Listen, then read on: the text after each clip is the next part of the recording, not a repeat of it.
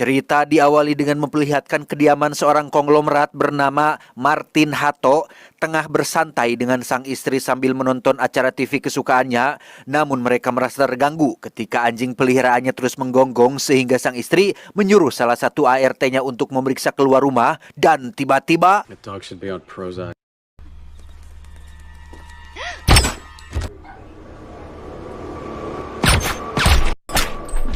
ya, muncullah seorang pria asing bernama Mezer yang tanpa belas kasihan menghabisi seluruh anggota keluarga Hatto. Entah apa motif di balik ini semua, namun dilihat dari cara dia bekerja, bisa dipastikan jika si Mezer ini adalah seorang pembunuh bayaran profesional.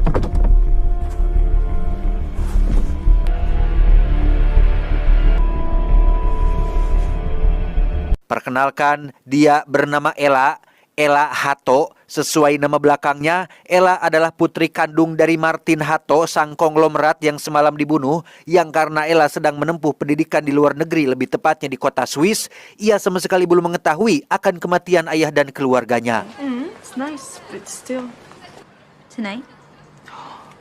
Yang menarik adalah seandainya pun Ella tahu Martin ayahnya sudah mati, sepertinya Ella justru akan bersyukur dan berterima kasih karena semenjak kematian ibundanya, Ella sangat membenci ayahnya gara-gara kelakuannya yang langsung kawin lagi 2 jam setelah upacara pemakaman. Sehingga ya begitulah, Ella sebenarnya tidak terlalu peduli terhadap apa yang terjadi pada ayah dan ibu tirinya.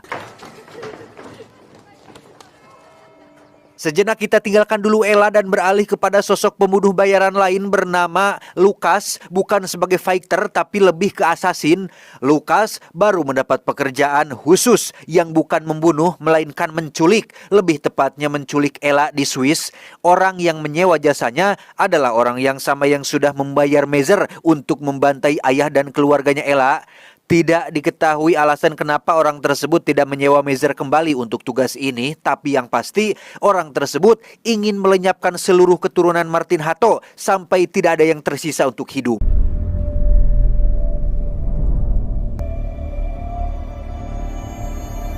Ella yang saat itu sedang berada di asrama diam-diam pergi keluar untuk menemui pacarnya di sebuah bar, di mana Ella tidak sadar jika pergerakannya sedang diawasi oleh Lucas yang terus mengikutinya dari belakang.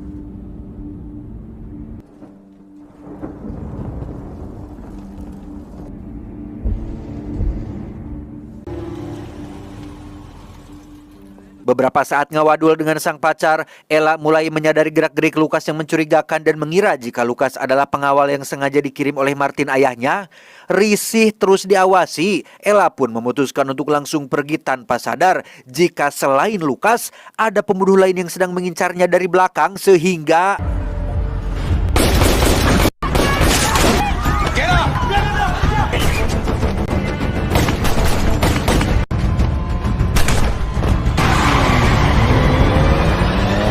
Ya, karena Lucas bertugas menculik Ella hidup-hidup, ia pun berusaha menyelamatkan Ella dari ancaman pembunuhan, di mana mereka terus dikejar hingga memasuki wilayah pegunungan Swiss sampai akhirnya...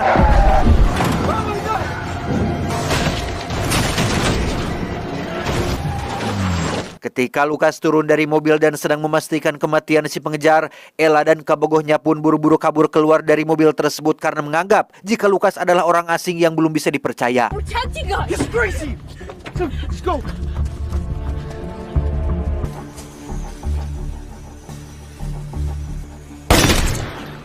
Melihat Ella dan pacarnya kabur sambil berusaha menelpon polisi, Lucas langsung menghentikan dan membuang ponsel yang mereka bawa.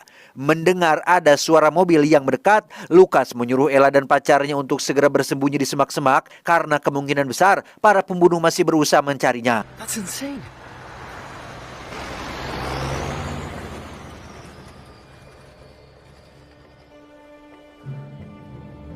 Disinilah Lucas dibuat bimbang antara harus melanjutkan misinya atau tidak. Namun dengan fakta bahwa targetnya adalah seorang gadis remaja yang tidak tahu apa-apa, Lucas yang masih punya hati nurani pun memutuskan untuk melepaskannya saja.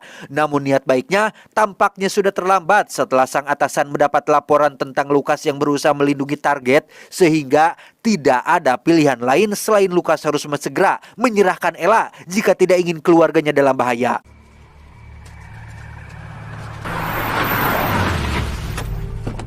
Get Don't do it. You need to get in. Dirasa cukup aman, Lukas langsung membawa Ella masuk ke dalam mobil dan meninggalkan pacarnya begitu saja. Beberapa meter melaju, Lukas melipir untuk mencuri mobil lain karena mobilnya sudah rusak parah. Setelah mencuri salah satu mobil yang terparkir di sana, ia langsung meringkus dan memasukkan Ella ke dalam bagasi agar bisa melewati pos perbatasan negara Prancis dengan aman. What? Oh. Yeah, I love to talk. Oh, wait a minute. Perlu diketahui, Ella ini sebenarnya mengidap klaustrofobia atau suatu kondisi ketika penderitanya mengalami kecemasan berlebih saat berada dalam ruang sempit, sehingga dengan kondisinya saat ini, Ella mau tidak mau harus berusaha melawan penyakitnya sampai mereka berhasil melewati pos perbatasan.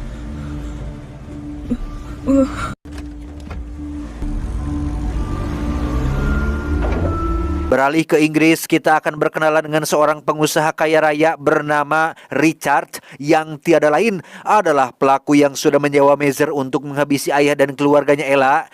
Motifnya sudah jelas, cuan. Apalagi atuh kalau bukan cuan. Selain cuan, Richard juga sangat membenci sosok Martin yang sudah kepalang mengetahui bisnis ilegalnya dan berpotensi melaporkannya ke pihak kepolisian. Do you feel that's good? I'll keep practicing, sir. Tak sendiri, Martin juga bersekongkol dengan seorang oknum FBI bernama Yuli. Ini pamatuknya. Mereka berhasil mendapat informasi terkait Martin yang sudah mengamankan seluruh uang tabungannya dengan cara memindahkan semua uang itu ke akun rekening yang lain. Find the girl. Find Lucas. I'll do what I can. I don't think you understand. I will not be made a fool of. Kembali ke Lukas yang sudah tiba di Prancis dan memasuki sebuah rumah. Sementara Ella masih ngarengkol di dalam bagasi, Lukas menelepon Richard untuk menanyakan terkait istri dan anaknya yang tak tahu apa-apa, malah kebawa-bawa ke dalam masalah yang ini. Teresa's still a good-looking woman. Congratulations. I'm guessing Ella Hatto reminded you of your daughter. Mendengar jawaban dari Richard, Lukas segera mengeluarkan Ella dari bagasi dan membawanya ke dalam rumah untuk diamankan. Alih-alih izin pergi ke kamar mandi, Ella justru malah menelpon polisi berharap mereka bisa membantu. Tapi tebak, siapa orang yang mengangkat teleponnya? Hello? Who's this? Trying to reach my dad? Martin Hatto? I'm afraid I can't do that. Ya, itu adalah Yuli, oknum agen FBI yang masih satu komplotan dengan Richard. Karena Ella masih muda dan polos, ia pun percaya begitu saja saat Yuli menceritakan tentang sosok Lukas. Pria yang sedang bersamanya saat ini adalah pembunuh bayaran paling kejam yang tidak punya hati nurani.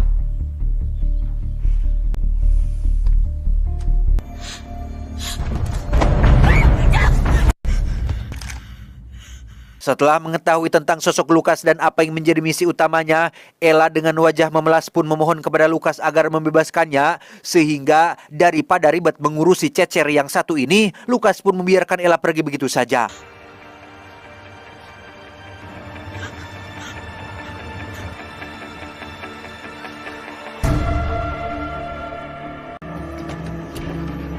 Beberapa saat berlalu, Lukas menemukan Ella sedang berada di telepon umum. Disinilah Lukas memberitahu Ella tentang keluarganya yang sudah mati.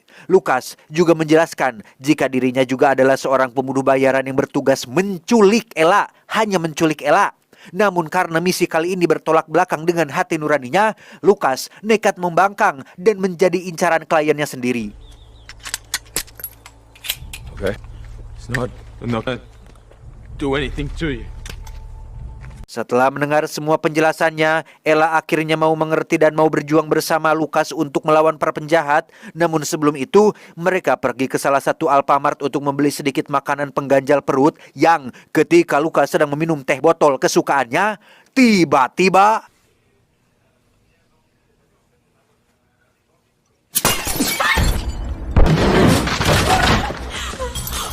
karena Lukas sibuk menghadapi para penjahat, Ella memberanikan diri untuk terus bergerak sebelum penjahat lain menemukannya. Yang ketika ia mencoba melarikan diri lewat jendela belakang, salah satu penjahat rupanya sudah berada di sana dan bersiap untuk menembak. Tetapi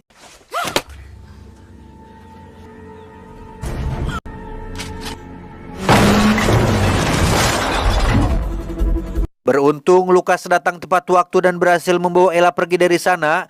Beberapa kilometer mengemudi, Lukas tiba-tiba menghentikan mobilnya tengah jalan dan meminta Ella untuk menggantikannya menyetir sebentar.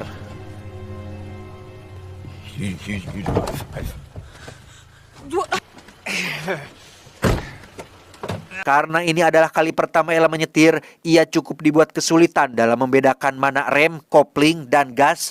Namun setelah sedikit penyesuaian dan keterpaksaan, Ella akhirnya lumayan bisa mengemudikannya. Namun fokus Ella seketika terganggu saat melihat Lukas yang sedang kukusekan di kursi belakang sehingga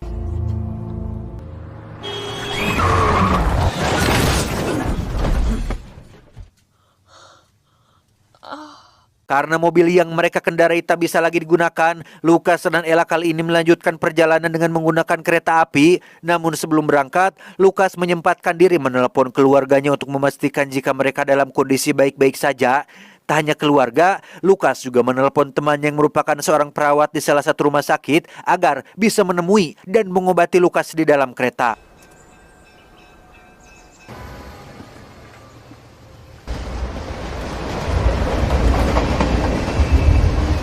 Dan inilah Dani, seorang perawat sekaligus teman baik Lukas yang sering membantunya saat mengalami luka serius.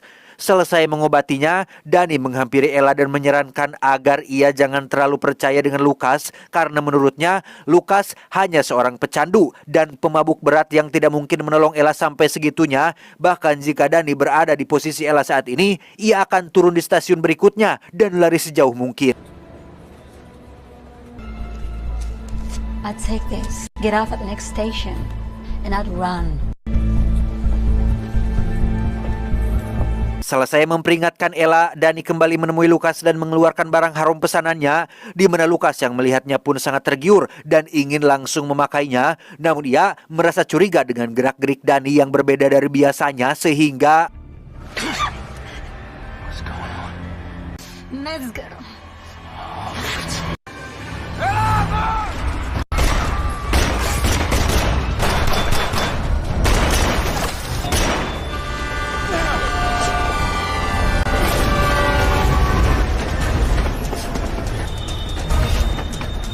lolos dari kejaran Mazer, Lukas membawa Ella ke sebuah dermaga dan menaiki kapal yang menuju ke kota Leeds di Inggris, di mana dalam kapal itulah Ella sempat mempelajari cara memakai senjata dari Lukas untuk berjaga-jaga kalau-kalau nanti ada lagi musuh yang berusaha menghabisinya. Pull that back. That point.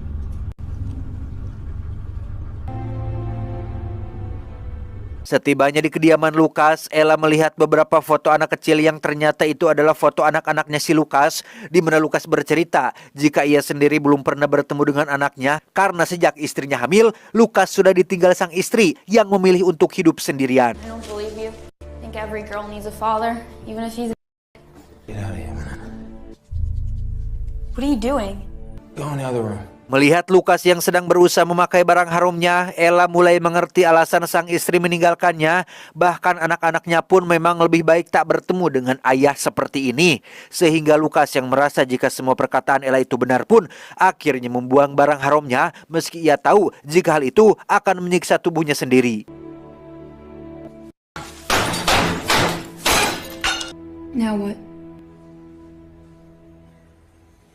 Penasaran dengan orang yang sudah menghabisi keluarganya alias si Richard, Ella mulai mencari tahu tentang keberadaannya di internet. Setelah mengetahui lokasi perusahaan miliknya, ia menghampiri Lukas yang saat itu sedang sakau dan memberitahu jika ia akan menghabisi Richard di kantornya dan meminjam pistol milik Lukas yang tergeletak di atas meja.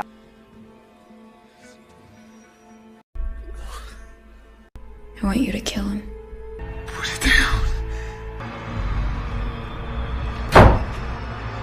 Bermodalkan nyali besar dan pistol yang sama sekali belum pernah ia gunakan, Ella langsung tancap gas menuju kantornya si Richard. Tiba di sana, ia secara kebetulan langsung bertemu dengan Richard dan langsung menundukkan pistolnya, tetapi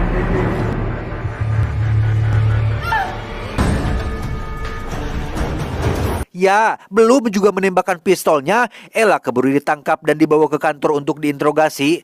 Namun hal itu tak berlangsung lama karena Richard sengaja membebaskan Ella dan mengutus Yuli menjemputnya, bukan tanpa alasan. Richard melakukan ini semua demi mendapatkan uang jutaan dolar yang disembunyikan oleh Martin karena ternyata uang tersebut dialihkan ke rekening milik Ella yang 1 jam lagi akan dibekukan oleh kepolisian.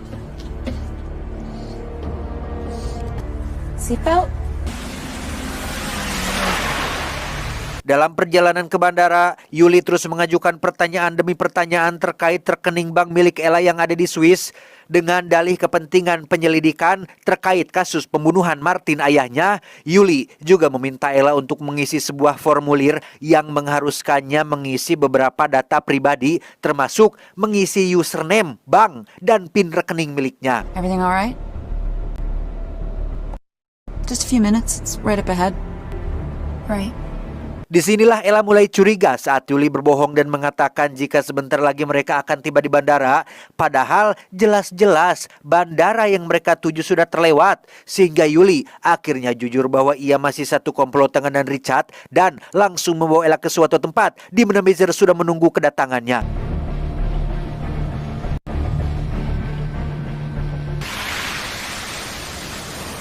Kembali ke kediaman Lukas, setelah mengalami sakau yang cukup lama, kini Lukas sudah pulih dan langsung dikejutkan dengan alarm rumah yang mendeteksi adanya seorang penyusup. Dan benar saja, setelah memeriksa CCTV, ada sosok tak dikenal diam-diam menyelinap masuk ke dalam yang sudah pasti itu adalah orang suruhannya si Richard.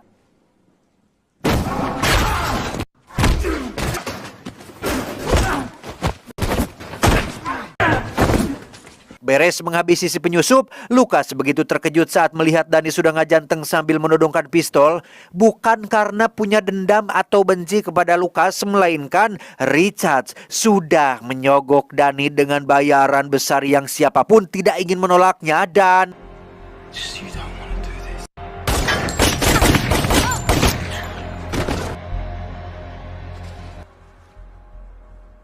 Sementara Lukas bergegas untuk mencari keberadaan Ella, Mazer dan Yuli baru tiba di rumah Richard dan membawa Ella ke ruang bawah tanah untuk diinterogasi. Namun karena Ella tak kunjung buka mulut, Yuli terpaksa harus menghubungi Richard yang saat ini sedang menyambut tamu penting di acara pestanya. Thanks, she's stalling. She's just trying to stay alive. Wait there, I'm going to deal with this myself.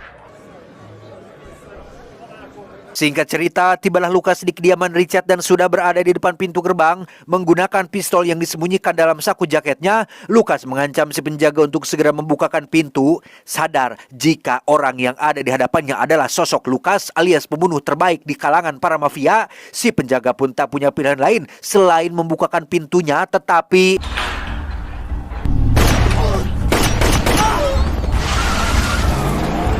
Richard dan semua orang yang ada di pesta pun cukup terkejut mendengar suara bising yang berasal dari arah pintu gerbang rumah. Sempat mengira itu adalah suara petasan, Richard sangat terkejut saat penjaga tak mengangkat telepon darinya sampai ia melihat sosok Lukas sudah berada di kerumunan dan tiba-tiba...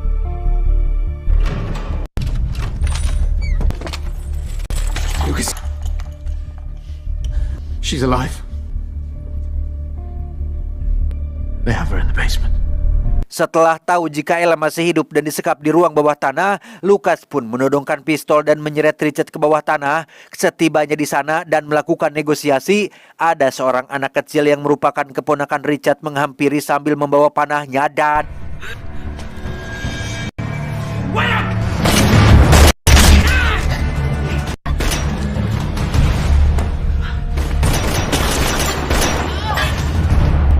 Di tengah kondisi yang sudah kacau, Ella sebisa mungkin bersembunyi dari kejaran Mazer yang berusaha menghabisinya. Bingung harus kabur kemana, Ella tak sengaja menemukan terowongan rahasia dan langsung pergi ke sana untuk menghindari kejarannya. Tapi apa yang terjadi?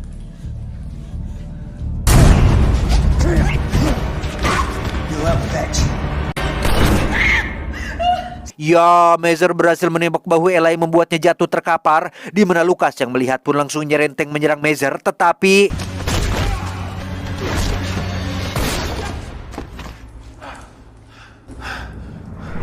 Ya, salah satu ajudan Richard yang belagung pun malah menembak Mazer yang dianggapnya masih satu komplotan dengan Lucas, padahal jelas-jelas Mazer ada di pihak Richard.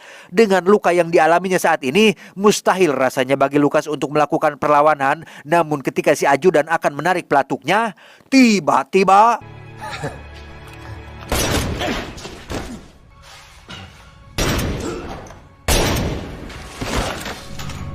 entah bagaimana nasib Richard selanjutnya, Lucas dengan cepat membawa Ella ke mobil ambulan yang sedang mengevakuasi beberapa orang terluka lainnya, di mana Lucas sangat khawatir ketika melihat Ella yang sudah tidak berdaya karena luka tembak yang dialaminya cukup parah.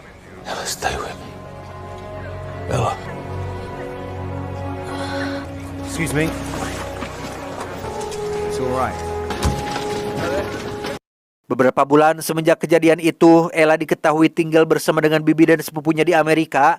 Meskipun ayah dan ibunya sudah tiada, Ella tetap bisa bahagia tinggal di sana. Sementara untuk Lucas, kini ia sudah sembuh dari kecanduannya berkat saran yang sempat Ella berikan, sehingga Lucas memberanikan diri untuk menemui istri dan anak-anaknya dengan harapan bisa menerima Lucas lagi sebagai ayah dan pemimpin dan penopang keluarga dan pengenapkah yang untuk keluarganya mereka nyeh nyoh nyoh.